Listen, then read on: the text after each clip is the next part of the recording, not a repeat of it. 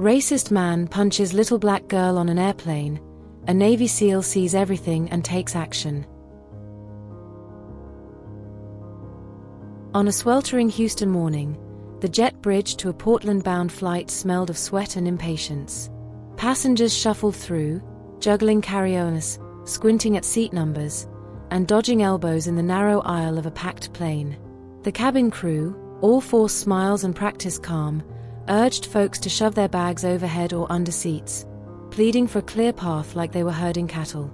In the chaos of boarding, no one suspected the ugliness about to unfold, a moment so raw it'd sear itself into the minds of everyone on board. This isn't just a flight. It's a collision course. The plane was a sardine can with wings, stuffed with suits heading to meetings, families wrangling cranky kids, and wanderers chasing the Pacific Northwest's misty promise. The air buzzed with the usual pre-flight hum, tray tables clacking, phones pinging, engines droning like a warning nobody heeded. Flight attendants droned through safety spiel, seat belts, tray tables, airplane mode, as if anyone was listening. But in row 4, near the aisle, Victor Slade sat like a storm cloud in khakis.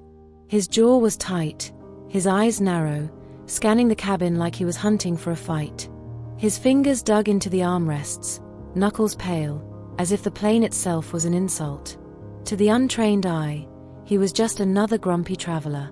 But beneath the pressed shirt and scowl, Victor carried a festering hate, the kind that had been simmering for years, waiting for a spark. Across the aisle, 7-year-old Zoe Carter bounced in her seat, her braids swinging with orange beads that clicked softly. Her eyes sparkled with the thrill of her first big trip, a Portland vacation with her mom, Jane. Zoe chatted about seeing mountains that scraped the sky, food trucks with weird tacos, and maybe even a whale if they got lucky. Her voice was a melody of kid wonder, unstoppable, pure. Jane, a nurse with a warm smile and tired eyes, patted Zoe's arm. "Keep it down, baby," she said, her voice soft but firm. "Folks are trying to settle." She glanced around, catching Victor's stare, a cold, hard look that made her stomach twist. Just a stressed guy, she thought, brushing it off. Mothers learn to trust their gut, but they also learn to talk themselves out of it. Not today. A few rows back, Bernard Paulista sat, all muscle and quiet focus. A retired Navy SEAL, he'd spent years in places where a wrong move meant death. Now, on a civilian flight, his instincts hadn't dulled. His eyes flicked to Victor, clocking the clenched fists, the shallow breaths, the way his gaze lingered on Zoe with something darker than annoyance. Bernard's gut pinged, a faint alarm, honed by missions in shadows. No clear threat yet, but he filed it away, leaning back, pretending to nap. Trouble had a way of finding him. Zoe and Jane flipped through a dog-eared in-flight magazine, giggling over an ad for a Portland donut shop with a bacon-topped pastry. "Bacon on a donut," Zoe whispered, eyes wide. "That's wild." Jane chuckled, her laugh a shield against the world's weight. Victor shifted, muttering under his breath, something about noisy kids. It was barely audible, but Zoe caught the edge in his tone. Her smile faltered, her small hands clutching the magazine. Jane noticed, following her daughter's gaze to Victor's scowl. "Ignore him, sweetheart," she murmured, squeezing Zoe's shoulder. But the knot in her chest tightened. The plane roared down the runway, and Zoe pressed her nose to the window, gasping as Houston shrank to a toy city below. "Mama, look. It's like Legos," she squealed. Jane smiled, but Victor's grimace deepened, as if her joy was a personal attack. The captain's voice crackled over the PA, announcing cruising altitude and a smooth ride ahead. Flight attendants rolled out carts, offering drinks and pretzels. Jane got Zoe an apple juice, herself a water. Victor snapped for a black coffee, his no-sugar order sharp enough to cut glass. The attendant, a young woman named Lila, blinked but kept her smile. Zoe thanked Lila for her juice, her voice bright, her manners polished. Lila grinned. "Love your beads, kiddo." Zoe beamed, but Victor's sidelong glare could have curdled milk. Bernard, watching from his seat, noted the way Victor's knuckles whitened around his cup. Not good, he thought. Zuri pulled out her activity book, coloring a cartoon orca with a neon green crayon. She hummed softly, lost in her world. Victor's eyes kept darting to her, his jaw ticking like a bomb. Jane helped Zuri with a word search, their whispers a quiet rebellion against the cabin's tension. Victor cleared his throat, loud and pointed. Jane looked up, meeting his stare, pure venom. She wanted to snap, to ask what his problem was, but Zuri's small hand on her stopped her. Not worth it, she thought. Not yet. Bernard stood, stretching, using the move to glide past Victor's row. He clocked the man's posture, rigid, predatory. Zuri's uneasy glance told him enough.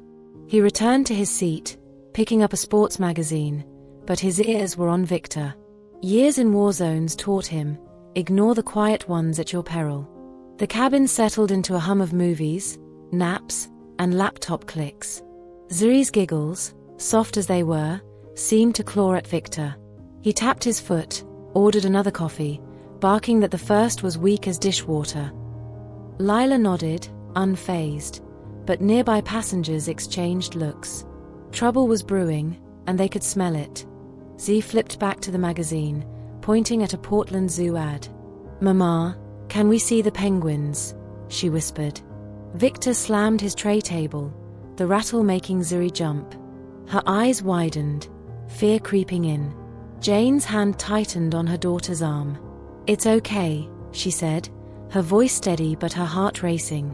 Bernard set his magazine down, his body coiled, ready. Victor leaned across the aisle, his voice a low hiss. "Can you keep that kid quiet? Some of us want peace." His words dripped with something uglier than annoyance. Jane's mouth went dry, but she held his gaze. "She's a child," she said, calm but sharp. "She's not bothering anyone." Victor's lip curled. "You people always got excuses." The phrase landed like a slap, its venom unmistakable. Zuri's face crumpled, confusion replacing her spark. Jane's blood boiled, but she kept her voice low. "Don't talk to us like that." Bernard unbuckled, standing slowly. "Everything all right here?" he asked, his voice smooth but firm, his 6-foot frame looming. Victor sized him up, his bravado flickering. "Who are you, the manners police?" he sneered. "Just a guy who likes a calm flight," Bernard said, his eyes locked on Victor's. He gave Zuri a quick nod, a silent "I've got you." Her tense shoulders eased slightly. Victor muttered, "Whatever," and looked away, but the air crackled with his barely contained rage. Lila, the flight attendant, approached, sensing the vibe. "Everything okay, sir?" she asked Victor. He waved her off. "Fine. Just want quiet." She glanced at Jane, who nodded tightly, not wanting a scene. Lila moved on, but her eyes lingered, worried. Zuri tried to color, but her crayon trembled, her lines jagged. Jane stroked her braids, whispering, "You're perfect, baby." Victor's hostility was a weight, pressing on them both. Bernard, back in his seat, kept watch, his instincts screaming. He'd seen men like Victor, anger looking for a target, prejudice giving it a name in our past, the cabin quiet but heavy. Zuri sneezed, a small, innocent sound. Victor flinched like she'd thrown a punch. "Are you serious?" he growled, slamming his magazine down. Sneezing, giggling, can't sit still. "Enough already." Jane's voice was steel. "It's a sneeze. She's a kid. Back off." Zuri shrank into her seat, her eyes wet. A woman across the aisle, older, with a kind face, leaned forward. "Sir, she's just a child. Let it go." Victor whipped around. "Mind your business, lady." Bernard was up again, his voice low but cutting. "You're making this everyone's business, friend. Cool it." Victor's eyes narrowed, but Bernard's calm authority, honed in chaos, held him in check. For now. Turbulence hit, rattling the plane. The seatbelt sign pinged on.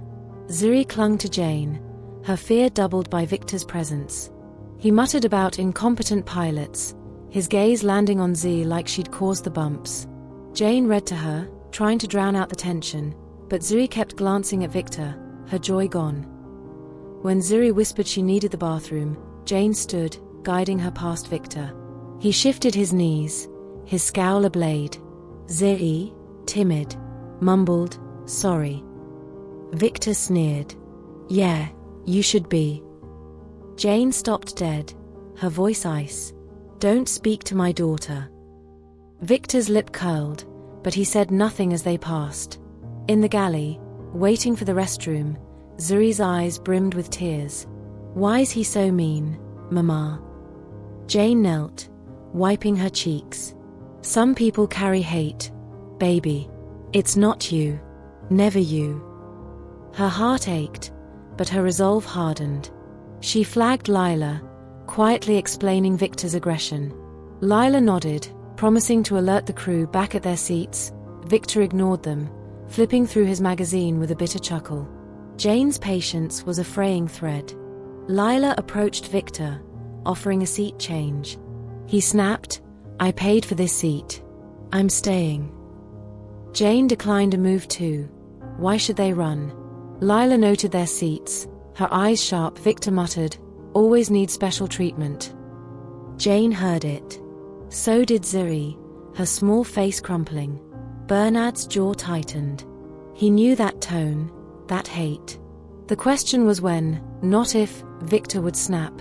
The flight dragged on, the cabin a pressure cooker. Zuri's crane rolled under her seat. She unbuckled, reaching for it, brushing Victor's foot. He yanked it back like she'd burned him. "What's wrong with you?" he barked. Jane's voice was a whip. She dropped her crane. "Relax." Victor stood, towering over Zuri. "I've had enough of this." His hand shot out, a wild punch catching Zuri's shoulder and grazing her cheek.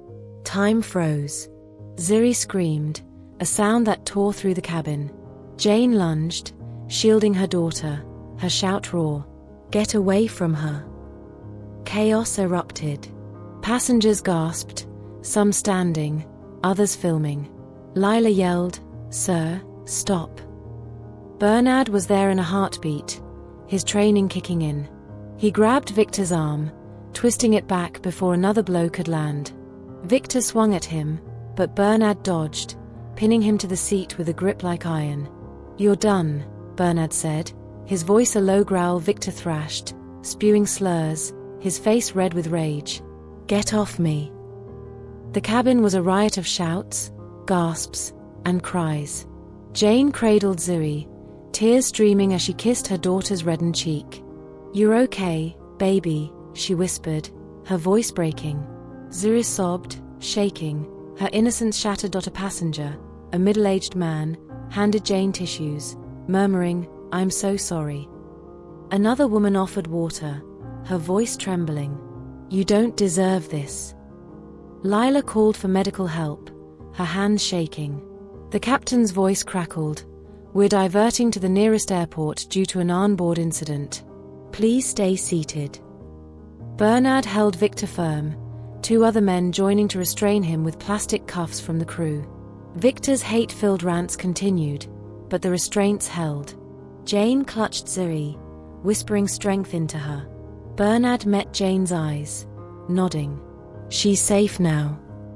Z looked at him, her tear-streaked face holding a flicker of trust as the plane descended. Passengers rallied, some offering comfort, others demanding Victor's arrest. The cabin was a storm, but in its heart, a small light. Z, held tight by her mother, surrounded by strangers who'd become allies. This wasn't over, but for now, they weren't alone. The plane was a pressure cooker, its air thick with outrage and grief. Passengers glared at Victor Slade, his wrists bound in plastic cuffs, his face twisted in defiance. Some stared at Zuri Carter and her mother, Jane, with pity, their eyes soft but helpless. Others shielded their kids, wide-eyed from the violence that had erupted mid-flight. Flight attendants, led by Lila, barked orders to stay seated, their voices strained over the hum of engines descending toward Albuquerque. Bernard Paulista, the retired Navy SEAL who'd pinned Victor, stood like a sentinel, his gaze locked on the man who'd dared strike a 7-year-old girl. This wasn't just a diverted flight. It was a reckoning. Victor's curses grew hoarse, his thrashing weaker, like a trapped animal running out of fight. Zuri clung to Jane, her orange-beaded braids trembling, a bruise blooming on her cheek. Jane's hands shook as she checked her daughter's face, her whispers fierce with love. "You're okay, baby. I've got you." Her tears fell, but her spine was steel. Passengers murmured, some offering tissues, others muttering about monsters like him. The cabin felt like it might crack under the weight of it all: hate, fear, and a fragile hope that justice wasn't just a word. The captain's voice cut through, "We're landing in Albuquerque. Law enforcement and medical personnel will meet us. Stay seated." The plane shuddered with turbulence, mirroring the chaos below. Jane kissed Zuri's forehead, her heart a war zone of relief and rage. Bernard, still by Victor's side, met her eyes, nodding. "No one touches her again," he said, his voice low but ironclad. Jane's lip quivered. "Thank you," she choked out. "I don't know what we'd have done without you." Lila knelt beside them, her face tight with concern. "Let's move you back a few rows, away from him." A passenger, a grey-haired woman with kind eyes, offered her seat.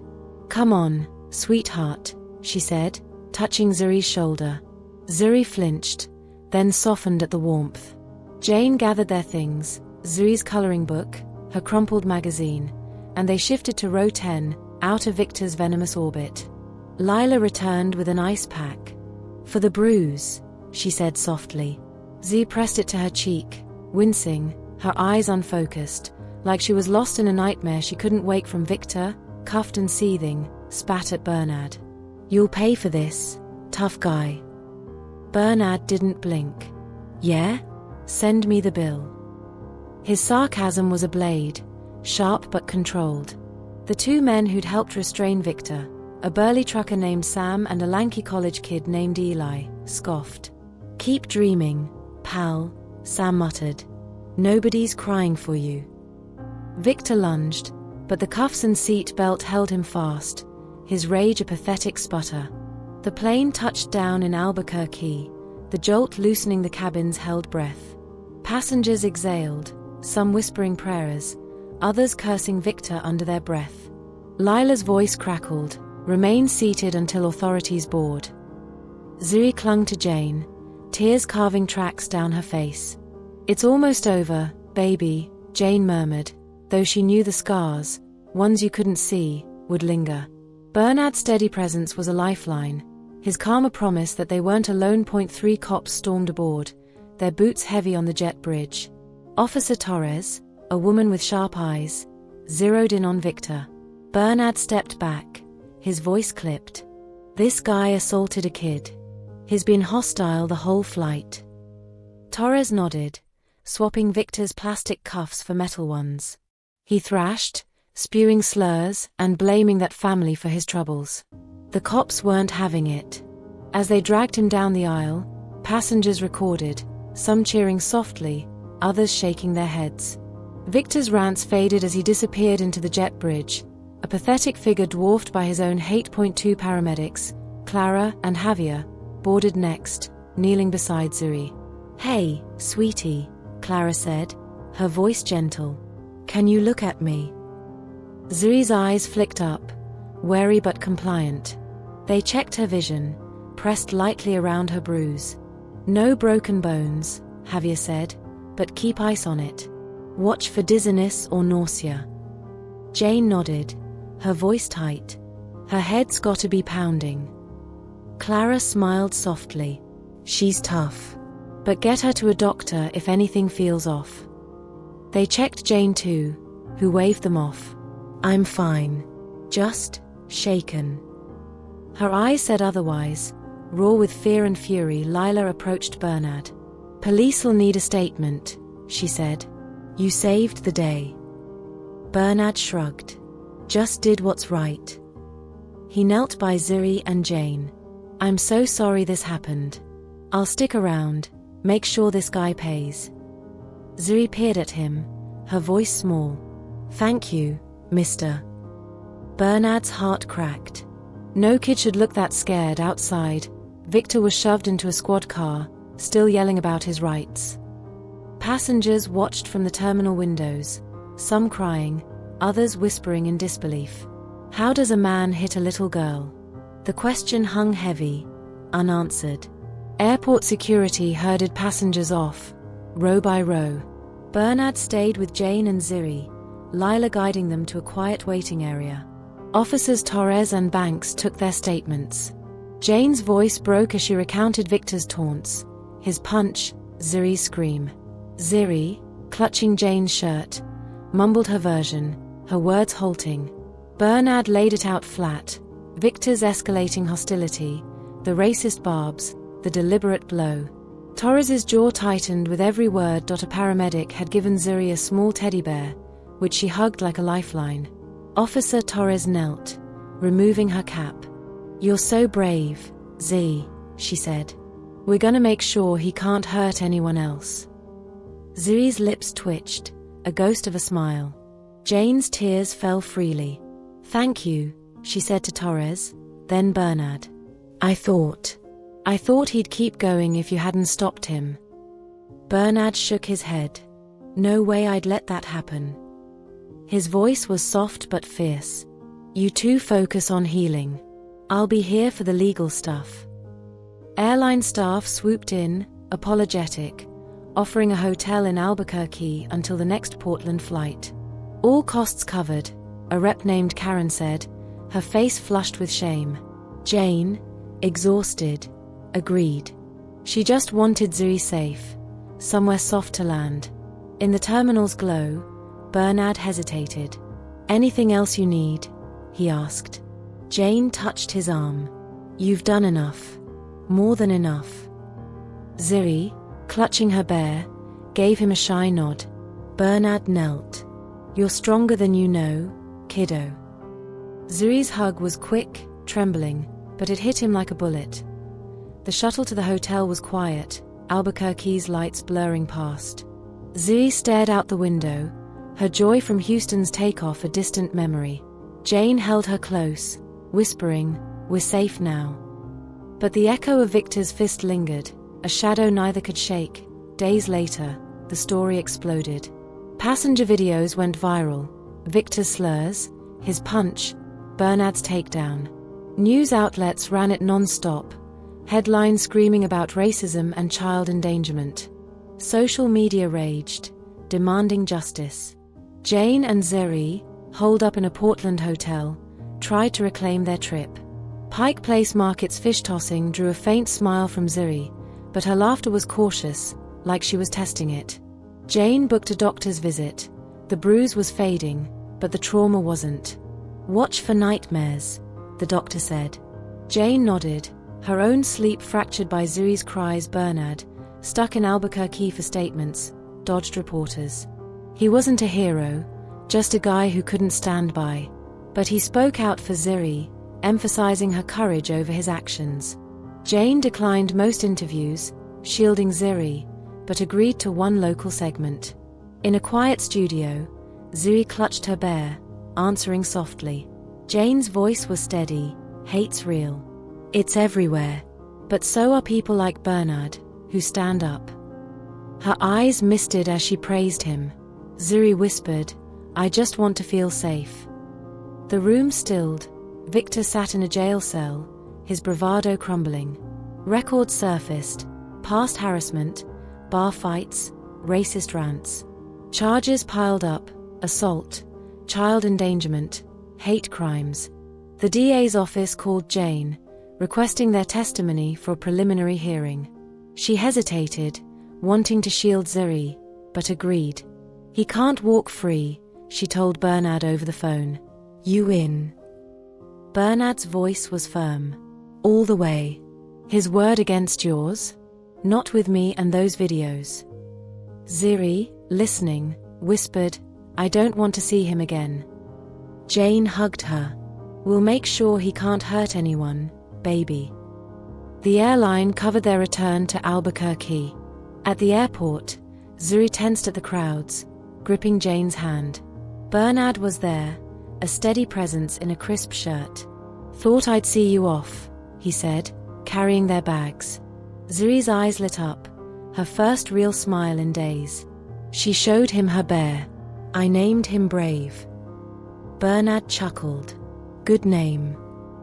At the gate, he knelt. "You're gonna be fine, Z." She nodded, hugging Brave tighter. The hearing was a crucible. In the courthouse, Zuri fidgeted, her dress hem twisted in her fingers. Jane rehearsed her testimony, her stomach in knots. Bernard stood close, his calm a shield. Victor, in a wrinkled suit, glared as he was led in, his malice a living thing. Zuri shrank back, grabbing Bernard's hand. Jane stepped in front, her eyes daring Victor to try anything. Bernard's stare promised consequences in court. Victor's lawyer spun a tale of a stressed man who barely grazed Zuri. The video crushed that lie, his fist, her scream, the cabin's horror.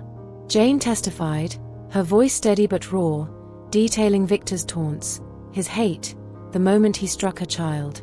Zuri stayed close, silent, her bearer lifeline.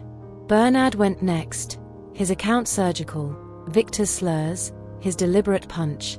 The prosecutor played the footage, Victor's voice a poison in the quiet room. The judge's face was stone, but his pen moved fast. Victor took the stand, blaming noise and stress, his excuses hollow. The prosecutor tore him apart, citing his history. The judge set a trial date, no plea deal yet. Victor was led away, his glare fading under the weight of evidence. Outside, the DA thanked them. "You did right," she said. Jane nodded, tears brimming. Zuri whispered, "Is it over?" Bernard crouched. "Almost, kiddo. You're tougher than him." Reporters swarmed outside, shouting about racism. Jane, holding Zuri, said simply, "Hate's real. But we're stronger." Zuri tugged her sleeve, taking the emissary. "I want to be safe," she said, her voice small but clear.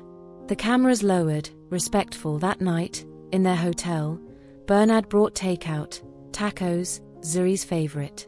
They ate quietly, the weight of the day heavy.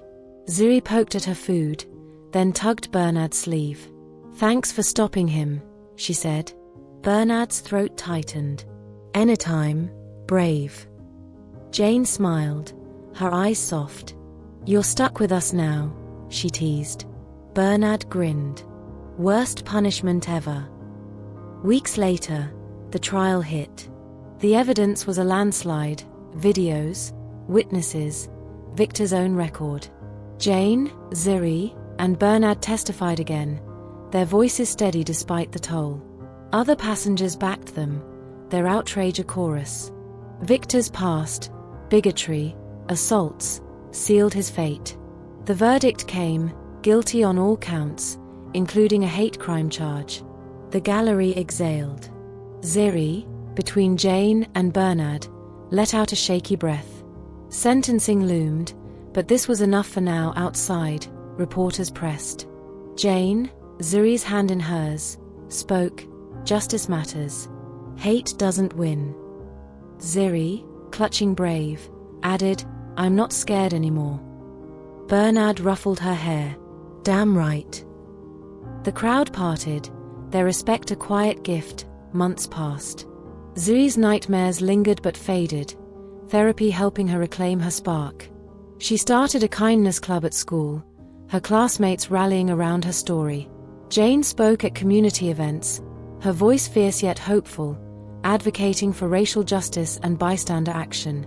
Bernard kept in touch, sending Zuri postcards from his travels, bright cityscapes, silly doodles.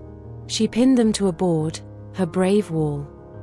One sunny Portland afternoon, Bernard visited, meeting Jane and Zuri at a cafe. Over coffee and Zuri's hot cocoa, they talked, her school project, Jane's advocacy, Bernard's new gig coaching at-risk teens. "Teaching them to fight for what's right," he said, "not just with fists." Jane's eyes lit up. "You're changing lives." Bernard shrugged, smirking. Says the woman shaking up the world. Zuri ran up, back from a friend's, her backpack bouncing. Bernard, she yelled, hugging him. She showed off a drawing, bright skies, a girl with orange beads soaring. That's you, Bernard said, grinning. Zuri beamed, her laughter free again. As they walked to Jane's car, the sun warm on their backs, a bond held them, forged in crisis. Strengthened by hope. Victor's hate had scarred them, but it hadn't won. Zuri's giggle, Jane's resolve, Bernard's quiet strength. They were proof that courage and kindness could rebuild what hate tried to break. If you enjoyed this story, please like and subscribe to this channel for more entertaining and true life stories. Share where you are watching from in the comment and let us know the lessons you learnt from this story.